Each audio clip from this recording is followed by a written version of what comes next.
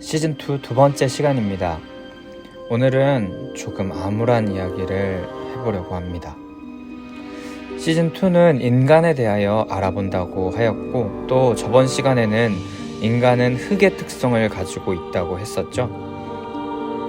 생명, 사랑, 정직, 도구됨의 특성을 가진다고 하였는데, 여러분은 저번 주에 그 이야기를 들으면서 다들 그 특성대로 잘 살고 계신 것 같았나요? 그렇게 살지 않는 자는 짐승이나 마찬가지라고 했는데, 과연 여러분은 어떠셨나요? 그런데 사실 우리가 그렇게 산다고 내가 자부한다 한들 그것은 보증되지 못합니다. 의미 없습니다. 그 모습을 제3자의 입장에서 보아야 정확합니다. 바로 하나님께서 우리를 바라보실 때가 중요한 거죠. 근데 하나님에 대한 인간의 평가는 안타깝게도 그렇게 살지 못하고 있다. 아니, 짐승만도 못한 삶을 살고 있다. 그런 평가를 말씀에서 내리십니다. 근데 대체 우리가 뭘 잘못했는데 그런 평가를 내리실까요? 흙의 특성을 살펴보았던 것으로 오늘 한번 차근차근 우리의 악한 습성을 살펴보도록 하겠습니다. 먼저 우리는 흙의 특성상 생명을 가진 존재라고 했었습니다. 허나 마태복음 23장 27절에 보면 화 있을진저 외식하는 서기관과 바리새인이여 회칠한 무덤 같으니 겉으로는 아름답게 보이나 그 안에 죽은 사람의 뼈와 모든 더러운 것이 가득하도다 라고 하십니다. 우리가 무덤이라고 하는 것입니다. 무덤엔 생명이 없습니다. 죽음뿐입니다. 회칠을 하여서 겉은 찬란할지 모르지만 그 속에는 생명이 없다고 하십니다. 예수님께서는 인간의 삶에 생명은커녕 죽음만이 가득한 악한 삶을 살고 있음을 말씀하십니다. 과거 히틀러의 나치는 많은 사람들을 무참히 학살했습니다.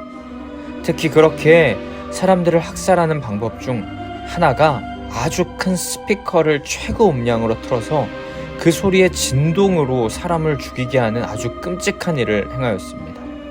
그런데 그렇게 사람을 죽였던 이유가 더 가관입니다. 그들이 전투기 개발을 하기 위하여서 얼만큼의 엔진 소음을 인간이 버틸 수 있는지 조사하기 위하여서 그렇게 사람으로 실험을 하고 사람을 죽였던 것입니다. 그런데 이때 더 가관인 것은 그것을 실험한 과학자들은 사람이 그 큰 소음으로 터져 죽는 그 순간을 아주 진지하고 호기심 어린 눈빛으로 바라보았다는 것입니다. 정말이지 인간은 잔인합니다. 생명을 소중히 여기고 생명으로 살아가는 인간들이 오히려 생명을 귀중히 여기지 않고 있습니다. 그런데 여러분, 오늘 살아가는 우리들은 그와 다를까요? 여러분은 그동안 살아오면서 여러분의 목적을 이루기 위하여서 다른 이들의 권리와 몫을 짓밟고 빼앗지 않았다고 자부할 수 있으신가요? 우리 손에 총과 칼만 없었을 뿐이지, 그 나치의 큰 스피커만 없었을 뿐이지, 우리는 무의식적으로 나 자신의 이득을 위하여 남을 가벼이 짓밟았습니다. 저를 포함해 우리 모두는 회칠한 무덤 같습니다.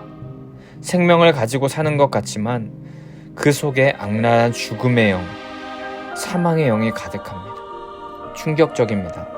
하지만 우리의 악한 이면은 넘쳐납니다. 흙의 특성 중 두 번째는 사랑이라고 했었죠. 우리는 모든 것을 사랑하는 존재로 지음받고 그렇게 살아가야 합니다. 그러나 우리는 사랑하는 사람만 사랑할 줄 압니다. 내가 사랑하고자 하는 사람만 정해놓고 사랑합니다. 그러나 그 사랑하는 사람만 사랑하고자 하는 마음에 깊은 곳에 숨겨진 진짜 마음이 무엇인지 혹시 아십니까? 바로 내 마음대로 골라서 내 이익에 도움이 되는 사람만 곁에 두겠다는 아주 치졸하고 저열한 이기심입니다.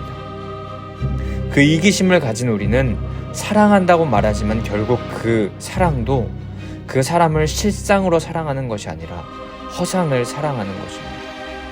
결국 남는 건 사랑이 아닙니다. 남는 건 없습니다. 진짜 사랑이라고 한다면 자신을 싫어하는 상대의 모습까지도, 그런 사람까지도 사랑하는 모습, 실상까지도 사랑하는 모습이 진짜 사랑입니다. 자기의 마음에 조금 들지 않으면 사랑하기를 포기하고 떠나버리는 자기 마음대로 하는 건 죄송하지만 사랑이 아닙니다. 세 번째 흑의 특성은 정직이었습니다. 여러분 혹시 정직하게 살고 계십니까? 하지만 잠언 2장 13절에서 15절에는 이 무리는 정직한 길을 떠나 어두운 길로 행하며 행악하기를 기뻐하며 악인의 패역을 즐거워하나니 그 길은 구부러지고 그 행위는 패역하니라 라고 말씀하셨습니다. 정직하긴커녕 도리어 정직한 길을 떠났다고 하십니다. 그렇습니다. 여러분이 하루 동안 들었던 생각, 마음, 행동 모두를 빠짐없이 가족들에게, 연인에게 말해줄 수 있나요? 그리고 여러분의 지갑에 돈들이 어떤 경로로 들어왔으며 그 모든 과정을 추호의 부끄러움 없이 만천하에 공개할 수 있습니까? 우린 정직하지도 못합니다. 네 번째로 우리를 흙으로 창조하시고 그 특성을 심어주신 마지막 그 특성은 도구됨입니다. 하나님의 뜻대로 지음받아서 하나님의 사명을 감당하는 도구로 쓰임받아야 하는 우리지만 우린 각기 제 갈 길로 가며 죄악을 범하는 어리석은 자들입니다. 이사야 53장에서 말하는 제 길이란 영원한 진리의 도구로 쓰임받기를 원하는 것이 아니라 욕망에 덧없는 본능의 길로 나아간다는 것입니다.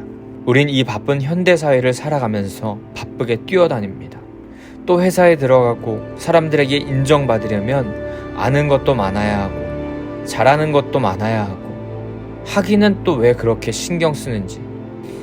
그런데 불행하게 그렇게 뒤도 돌아보지 않고 달려가는 모든 것이 각기 제 길로 가려는 몸부림일 뿐 주님의 도구로 쓰임받기 위함은 아니었습니다. 그렇게 우리는 네 번째 특성인 도구됨조차 포기한 채 이렇게 악하게 살아갑니다. 하지만 흙의 특성 이외에 인간에게만 있는 그 특성, 생명, 영적인 존재이며 하나님을 인정하고 그분을 두려워하는 존재로 살아가야 한다는 그 생명이 우리에게 있다면 아직 희망이 있을 것입니다. 우리는 짐승과 다르게 생명, 영적인 존재로 지음받았기 때문입니다. 그렇지만 역시나 의인은 없나니 하나도 없으며 깨닫는 자도 없고 하나님을 찾는 자도 없고 다 치우쳐 무익하게 되고 선을 행하는 자는 없나니 하나도 없도다. 그들의 눈앞에 하나님을 두려워함이 없느니라 라고 로마서 3장에서 말씀하십니다. 이로써 우리는 흙의 특성을 잘 지켜내지도 못하고 인간으로서 특별하게 받은 영적인 존재로서의 역할을 못하고 있습니다. 결국 도달할 수 있는 결론은 우린 죄인이라는 것입니다.